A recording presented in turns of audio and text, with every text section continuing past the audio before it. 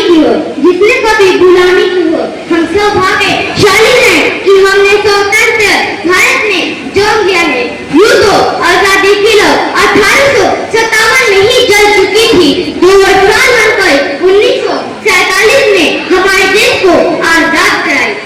प्राचीन, मध्यकालीन और वर्तमान भारत के उदाहरणों भारत की स्पष्ट करना चाहूंगी कि जब हम फिरंगियों के फेरे सब गए थे तो हमने बसंती की चोर की एक आवाज पर टोलों की टोले उमड़ आते थे और उनके वंदे मातरम के नारे से खून में आने वाले 5 डिग्री का तूफान अंग्रेजी शासकों की जड़ में तूफान ला देता था।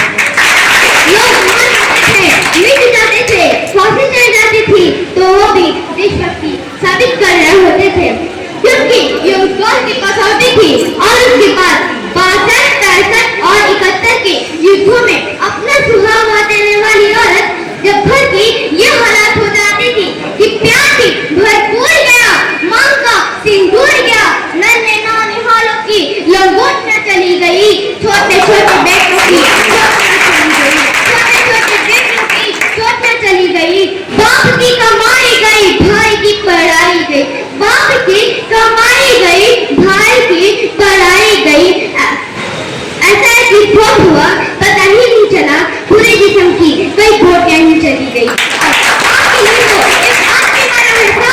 किंतु मेरे घर की तो रोटियां ही चली गई, किंतु मेरे घर की तो रोटियां ही चली गई। वाले हालात हो जाने के बावजूद भी एक माँ अपनी बेटे को सरहद पर दुश्मनों की धज्जी उड़ाने के लिए भेज देती थी और उसे पत्र लिखा कर ये भेजा करती थी कि अम्मा ने लिखा है खत बड़े ही चाव से, कि अम्मा ने लिखा है खत बड़े ही चाव से, पुत्र मेरे ना घबरा जाना, पुत्र मेरे ना घबरा जाना, एक इंच ना पीछे हटना, कर जाना, चाहे एक इंच कर जाना। इस तरह पूरा परिवार देशभक्ति साबित कर रहे होते थे। इस तरह पूरा परिवार देशभक्ति साबित कर रहे होते थे, क्योंकि इस तरह पूरा परिवार देशभक्ति साबित कर रहे होते थे। तब देश बलिदान मांगता था, तब देश लड़ जाने को कहता था, मर जाने को, मिट जाने को, किंतु आज देश लड़ जाने को नहीं कहता, मर जाने को, मिट जाने को, फांसी चढ़ जाने को नहीं कहता, बल्कि मेरे विचारों में यदि कोई व्यक्ति अपना काम पूरी ईमानदारी, मेहनत और लगन से करते हैं तो वही सबसे बड़ा देशभक्त इंस्टाग्राम की डीपी को 3 रंगों में रंगना देशभक्ति होती है। मैं नहीं मानती कि फेसबुक, व्हाट्सएप, इंस्टाग्राम की डीपी को 3 रंगों में रंगना देशभक्ति है। यदि आप कहेंगे कि साल में हाथ में 2 बार तिरंगा ले लेना देशभक्ति है, तो मैं पूछना चाहूंगी कि फुटपाथ में रहने वाला वो बच्चा ट्रैफिक की छांव में नंगे पांव में जब तिरंगा बेच रहा होता है, तो क्या ये उसकी देशभक्ति कहेंगे? नहीं, ये उसकी देशभक्ति नहीं है, उसकी पेट की भूख की शक्ति है जो उसे ऐसा करने पर मजबूर करती है। क्योंकि निवालों को जानते, जो पेट की भूखे होते हैं ना, वो सिर्फ भोजन के निवालों को जानते हैं। अपने परिवार, अपने समाज, अपने देश के लिए समर्पण का भार है देशभक्ति। और हर देश द्रोही के जीवन में आने वाला तूफान में हमारे सरकार ताकि हर देश द्रोही समझ सके कि अगर तू परिंदा है तो यह आसमान तेरा है, कि अगर तू परिंदा है तो यह आसमान तेरा है, अगर तू परिंदा है तो ये शमशान तेरा है, ये शमशान तेरा है।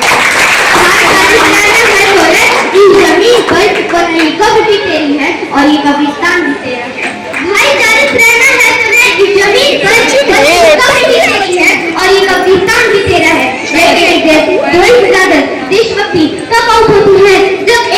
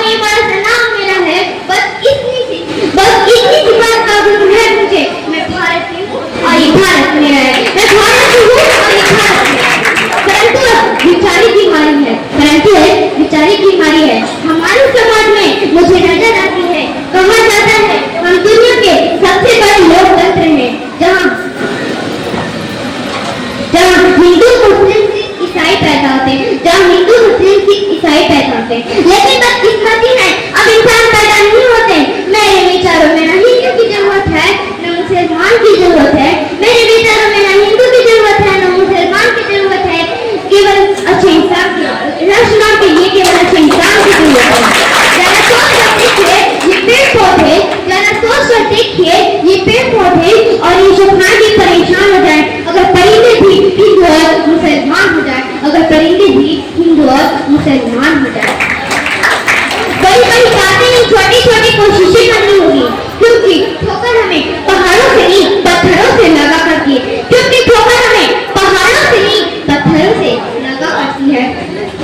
I being an Indian, I being a student, I being the daughter of motherland, we proud to be an Indian. और मैं सैल्यूट करना चाहूंगी सरहद पर तैनात खड़े हमारी रक्षा के लिए हर उस जवान को, और मैं सैल्यूट करना चाहूंगी सरहद पर तैनात खड़े हमारे रक्षा के लिए, और मैं सैल्यूट करना चाहूंगी इस देश की पुलिस प्रशासन और किसान को, और मैं सैल्यूट करना चाहूंगी इस देश की पुलिस प्रशासन और किसान को, हर उस व्यक्ति को जो अपना काम पूरी ईमानदारी मेहनत और लगन से करते हैं, तो वही सबसे बड़ा देशभक्त होता है। आप इस मंच की पूरी जिम्मेदारी के साथ मैं भारत की बेटी ये कहती हूँ कि और राष्ट्रमान तब संभव होगा जब मैं आप सभी मिलकर प्रयास करेंगे, मैं आप सभी मिलकर प्रयास करेंगे, क्योंकि ये हमारे देश की जिम्मेदारी नहीं है हमें आगे लेकर जाने की, हमारी जिम्मेदारी है देश को आगे लेकर जाने की। हम अपनी जान के दुश्मन को हम अपनी जान कहते हैं, हम अपनी जान के दुश्मन को हम अपनी जान कहते हैं, मोहब्बत की इसी मिट्टी को हिंदुस्तान कहते हैं, जो दुनिया में सुनाई दे उसे कहते हैं खामोशी, जो दुनिया में सुनाई दे उसे कहते हैं खामोशी, जो आंखों में दिखाई दे उसे तूफान कहते हैं, जो आंखों में दिखाई दे उसे तूफान कहते हैं। जो ये दीवार का सुराख साहब साजिशों का हिस्सा है, मगर हम इसे अपने घर का रोशनदान कहते हैं। जो ये दीवार का सुराख साहब साजिशों का हिस्सा है, मगर हम इसे अपने घर का रोशनदान कहते हैं।